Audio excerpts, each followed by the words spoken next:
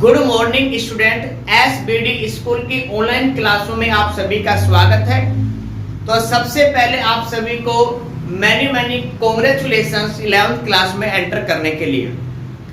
तो बेटा सबसे पहले देखो, हम बात करेंगे फ्यूचर के बारे में, बात करेंगे कि आखिरकार आपने जैसे अब पीसीएम या पीसीबी डिसाइड किया है तो उसमें क्या क्या स्कोप हो सकते हैं, क्या क्या आपको टारगेट लेके चलना है। यानी कि अगर बात करें कि आप 11th और 12th बिना किसी टारगेट के करते हो तो वो एक सफिशिएंट पढ़ाई नहीं होगी। ध्यान रखना, एक आपके गोल के लिए अच्छी पढ़ाई नहीं होगी, यानी कि आपका फ्यूचर अच्छा नहीं होगा उसके लिए। ठीक है, तो सबसे पहले बेटा आपको क्या करना है, अपना गोल यानी कि अपना एम डिसाइड करना है कि आपको किस फील्ड में जाना है। तो यहाँ पे हम डिस्कस कर रहे हैं पीसीबी और पीसीएम। पीसीबी का मतलब फिजिक्स, केमिस्ट्री, बायो, यानी कि ऐसे बच्चे जो बायो लेंगे उनके पास मेनली 3 किताबें रहेंगी या सब्जेक्ट रहेंगे। कौन कौन से? फिजिक्स रहेगा, केमिस्ट्री है और बायो है। जो बच्चे मैथ से करेंगे, इसमें साइंस करेंगे, यानी कि जिनके पास क्या होगी पीसीएम। इन दोनों में क्या होगा कि फिजिक्स केमिस्ट्री दोनों में सेम है, लेकिन जो बच्चे मेडिकल लाइन में जाएंगे उनके पास बायो है, जो नॉन मेडिकल लाइन में है इन सभी के पास क्या होगी मैथ है। इसमें क्लियर है। अब सबसे पहले हम बात करते हैं कि क्या क्या स्कोप है। बेटा अगर आप डॉक्टर बनना चाहते हैं तो उसके लिए आपको एक कॉलेज में एंटर करने के लिए एग्जाम देना पड़ता है, और जो एग्जाम क्या है, नीट एग्जाम है इसमें। ठीक है, ये सिर्फ एक एंट्रेंस एग्जाम है। एंट्रेंस एग्जाम का मतलब क्या है कि जितने भी गवर्नमेंट कॉलेज हैं जो आपको क्या करेंगे, एमबीबीएस वगैरह या कोर्स करोगे जिस कॉलेज से, वहां एडमिशन लेने के लिए, प्रवेश करने के लिए जो एग्जाम होता है उसको क्या कहते हैं, नीट एंट्रेंस एग्जाम कहते हैं। यानी कि उसके लिए आपको क्या करना पड़ेगा, एंट्रेंस एग्जाम देना पड़ेगा। और इसमें आपसे क्या क्या पूछेंगे, इसमें एग्जाम में यहाँ पे फिजिक्स से, केमिस्ट्री से और बायो से क्वेश्चन आते हैं, और एमसीक्यूज होते हैं। एमसीक्यूज का मतलब मल्टीपल चॉइस क्वेश्चन होते हैं, यानी कि जो टिक लगाने वाले क्वेश्चन होते हैं। क्लियर है। उसके बाद अगर ऐसे बच्चे जिनकी परसेंटेज मिडिल होती है, यानी कि 60 से अबोव और 60 से अबोव और लगभग इसमें हम कह सकते हैं कि 80 तक हो सकती है, तो ऐसे बच्चे क्या कर सकते हैं, बीएससी नर्सिंग कर सकते हैं। और बीएससी नर्सिंग के लिए भी आपको एंट्रेंस एग्जाम देना पड़ेगा। बीएससी नर्सिंग सबसे पहले अगर हम बात करें, इसमें यहाँ पे गर्ल्स के लिए बहुत अच्छे ऑप्शंस होते हैं और बॉयज के लिए भी होते हैं, ऐसी बात नहीं है, दोनों के लिए अच्छी है इसमें बीएससी नर्सिंग। इसमें बीएससी नर्सिंग 4 साल की होती है। ठीक है, अगर आप किसी भी एक अच्छे गवर्नमेंट कॉलेज से करते हो, जैसे अगर हम बात करें इसमें एसएमएस जयपुर हॉस्पिटल है, वहां से ट्रेनिंग लेते हो कि गवर्नमेंट से करते हो, तो उस समय जो आपके पास जॉब लगने के चांसेस, या हम कह सकते हैं आपकी जो रेपो है वो ज्यादा अच्छी होती है एज कंपेयर प्राइवेट कॉलेज वालों से। तो सबसे पहले अगर आपको बीएससी नर्सिंग करना है तो उसके लिए भी आपको क्या करना पड़ेगा, एंट्रेंस एग्जाम देना पड़ेगा, और एग्जाम में क्या पूछे जाएंगे, यही पूछे जाएंगे। क्लियर है।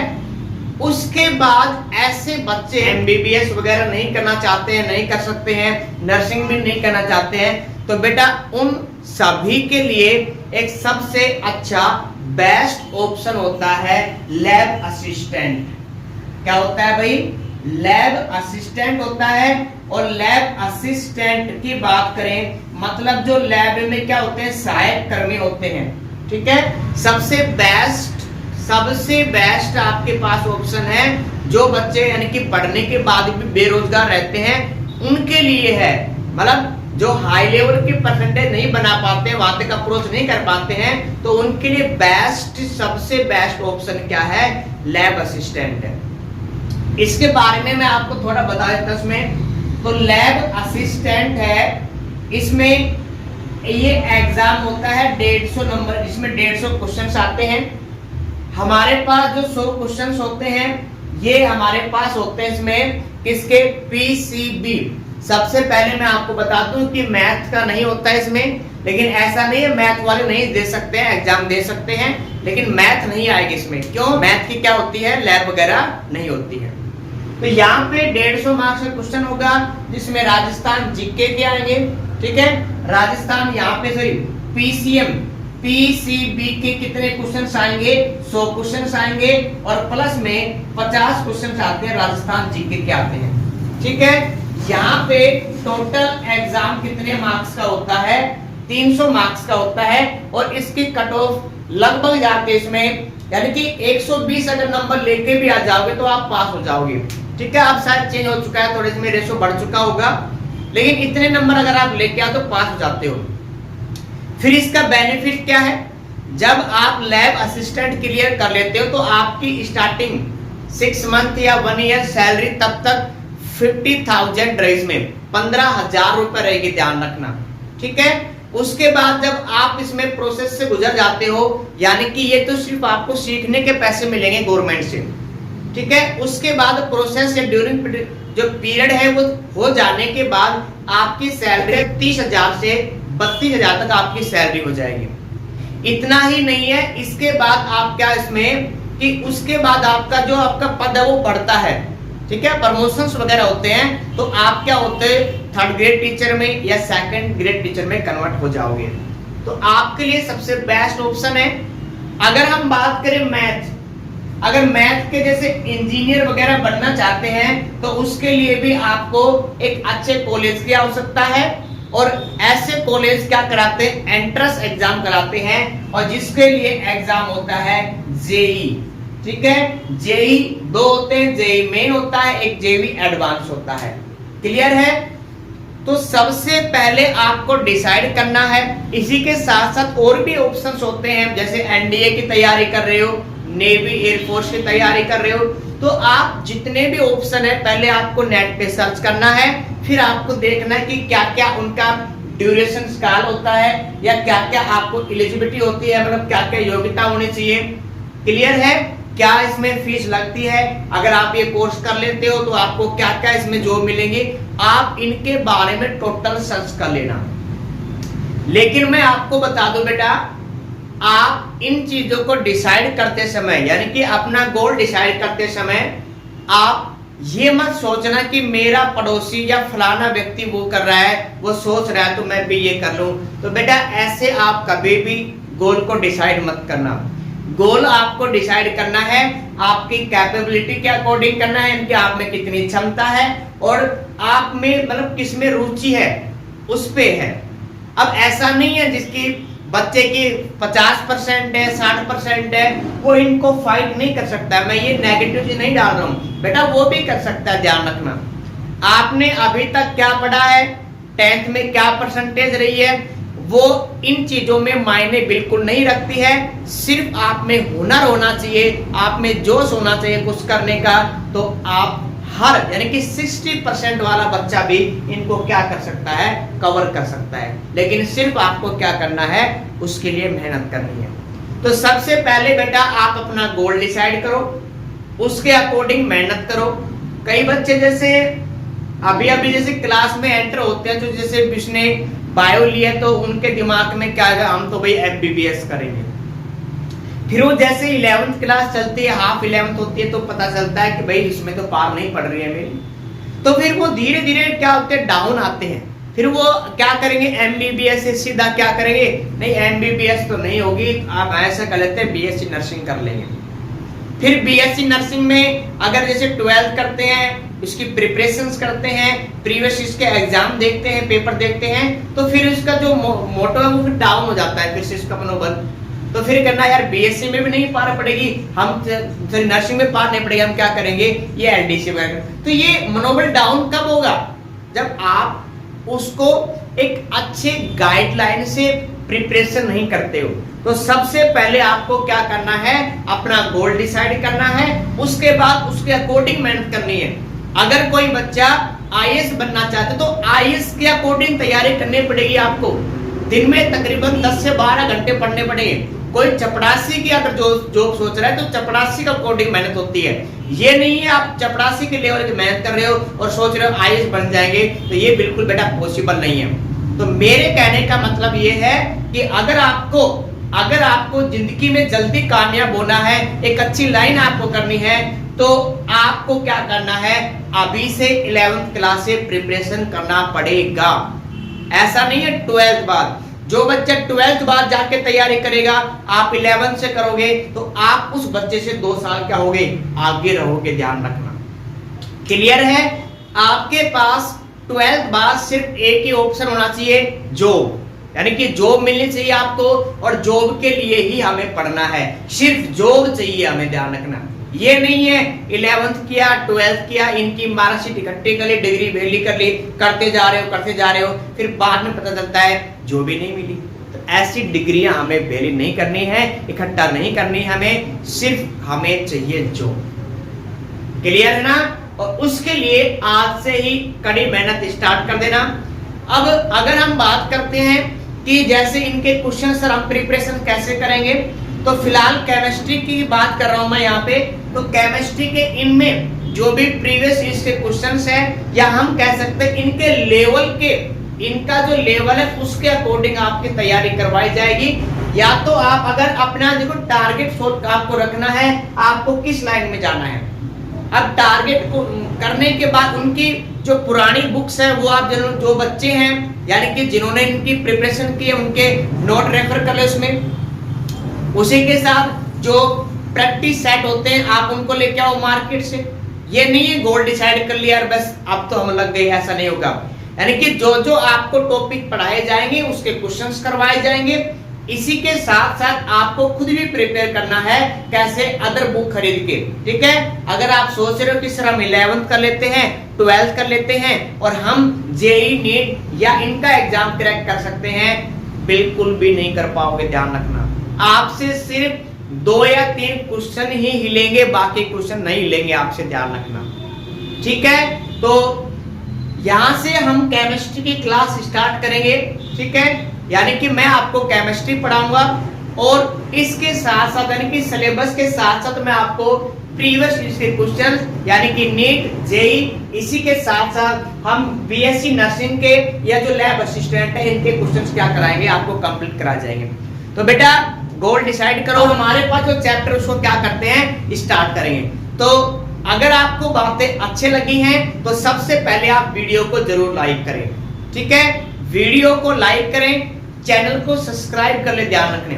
ठीक है? अगर आपसे ये चीजें आपको मालूम चली भाई अच्छी लगी हैं कि हाँ ठीक है सर हम भी क्या करेंगे, अपना गोल डिसाइड करेंगे, तो आप पहले वीडियो को लाइक करें। ठीक है? फिर हम चैप्टर अपना क्या करते हैं, स्टार्ट करते हैं। कर लिया लाइक सभी ने?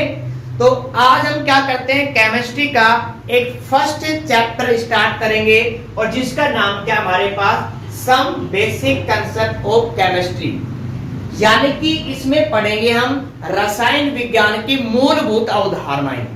मूलभूत अवधारणा का मतलब क्या है, मतलब हमें यहाँ पे सिर्फ क्या करने हैं, बेसिक टर्म्स पढ़ने हैं। इस चैप्टर में जितनी भी हमारे पास केमिस्ट्री है, यानी कि फिजिकल केमिस्ट्री की बात करें या इनऑर्गेनिक केमिस्ट्री की बात करें, तो उनके कुछ बेसिक टर्म्स होंगे।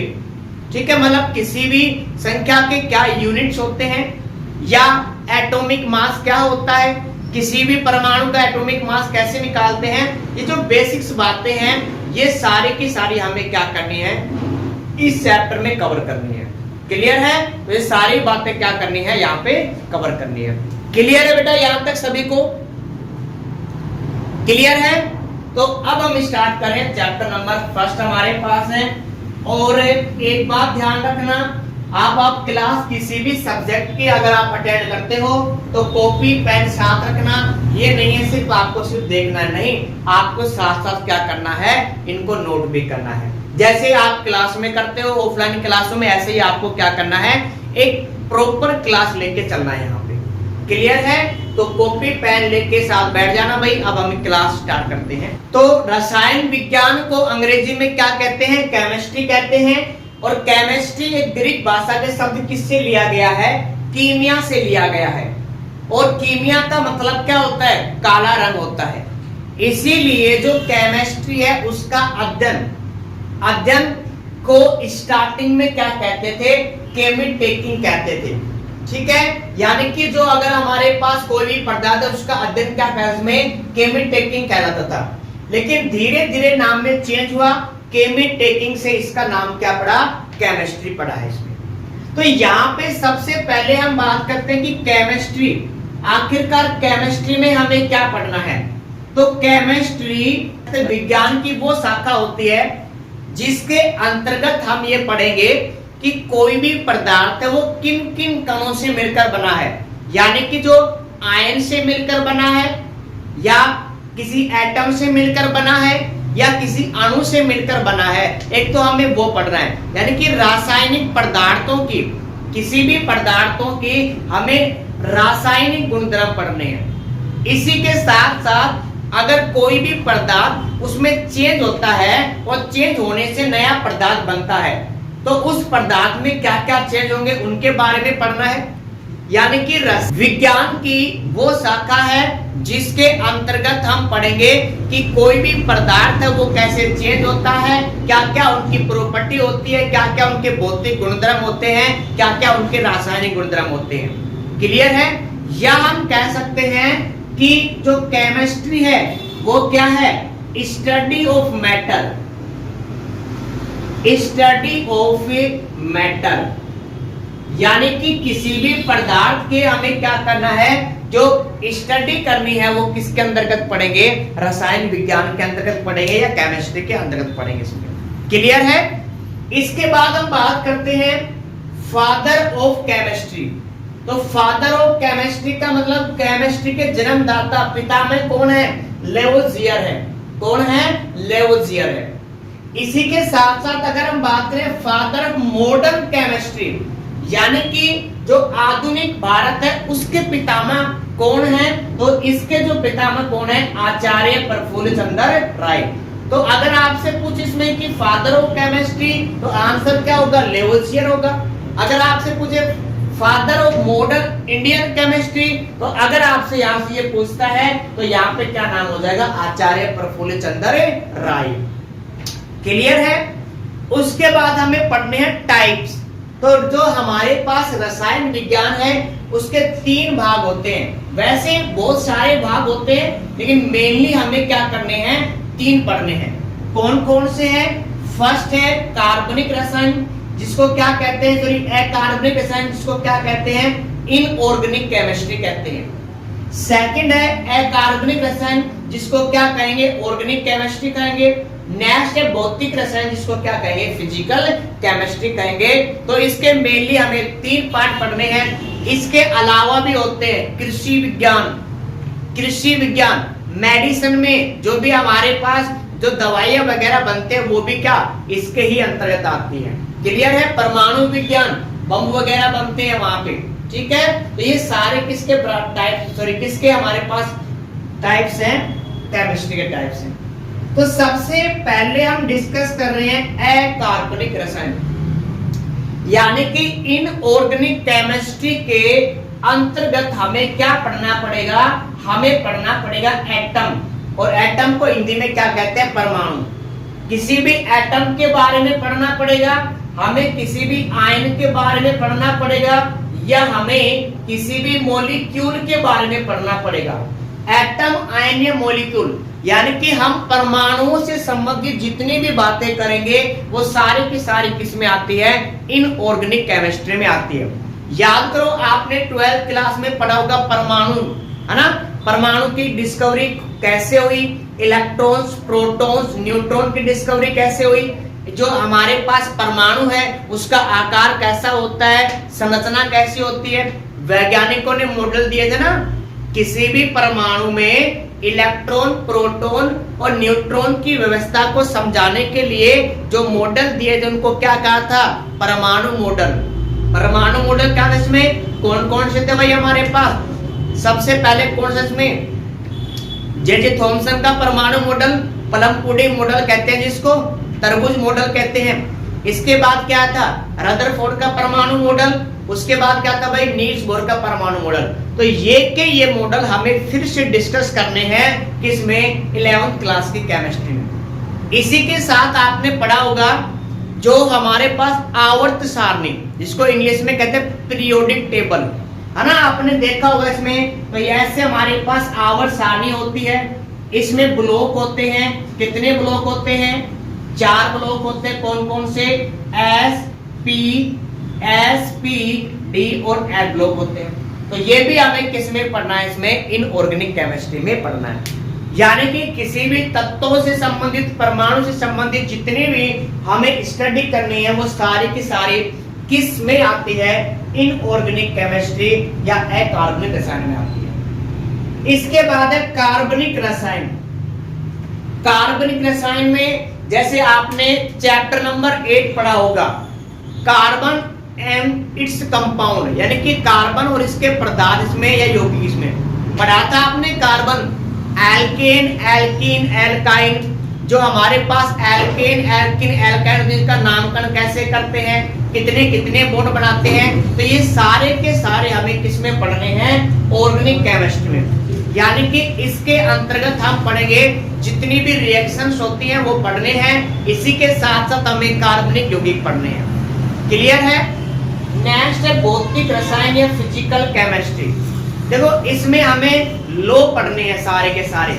जैसे इसमें हम डिस्कस करेंगे बैटरी के बारे में कि बैटरी की संरचना कैसी होती है, उसमें रिएक्शंस कैसी होती है, ये सारे के सारे हमें डिस्कस करेंगे फिजिकल केमिस्ट्री में। क्लियर है? तो हमारे पास मेनली 3 टाइप्स रहेंगे ऑर्गेनिक केमिस्ट्री के। क्या क्या है? इनऑर्गेनिक केमिस्ट्री, ऑर्गेनिक केमिस्ट्री और फिजिकल केमिस्ट्री।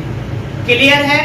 अब बेटा कल से यानी कि नेक्स्ट डे से जो हम टॉपिक क्या करेंगे, इसके एक एक टॉपिक को कवर करेंगे और आपको जो लेवल, आपका जो लेवल है वो नीट और जेई का लेवल रखा जाएगा, मतलब उसके अकॉर्डिंग आपको सिलेबस कराया जाएगा।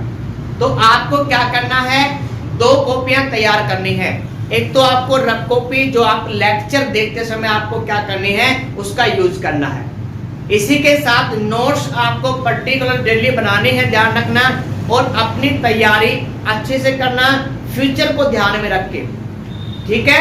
फ्यूचर को ध्यान में रख के अपनी तैयारी करना है, ना कि सिर्फ ये कैसे 11th करनी है, 12th करनी है। जैसे बहुत सारे हमारे पास सामने क्वेश्चंस आते हैं कि हमने जैसे किसी बच्चे को पूछा बेटा क्या करोगे, तो उनका आंसर यही होता है कि सर 11th के बाद 12th, फिर देखेंगे क्या करना है, यानी कि 12th बाद देखना है। तो आपको उनकी तरह नहीं रहना है। ठीक है? जिन जिन बच्चों ने अपना गोल डिसाइड किया है वो नेट पे सर्च करना उनके बारे में और फिर ही गोल डिसाइड करना। ये नहीं है सिर्फ नाम सुन लिया डॉक्टर है, लेकिन डॉक्टर अगर माइंड नहीं चल रहा आपका अच्छे तरीके से पढ़ाई में, तो आप डॉक्टर कैसे बनोगे? क्लियर है? तो अपने जो हम कह सकते जो कैपेसिटी क्षमता है उसके अकॉर्डिंग आपको क्या करना है, अपना गोल डिसाइड करना है। क्लियर है? अभी तक अगर आपने वीडियो को लाइक नहीं किया है तो जल्दी से वीडियो लाइक करो। फिर हम नेक्स्ट क्लास में हम क्या करेंगे, इसका अलग चैप्टर, अलग टॉपिक क्या करेंगे, स्टार्ट करेंगे।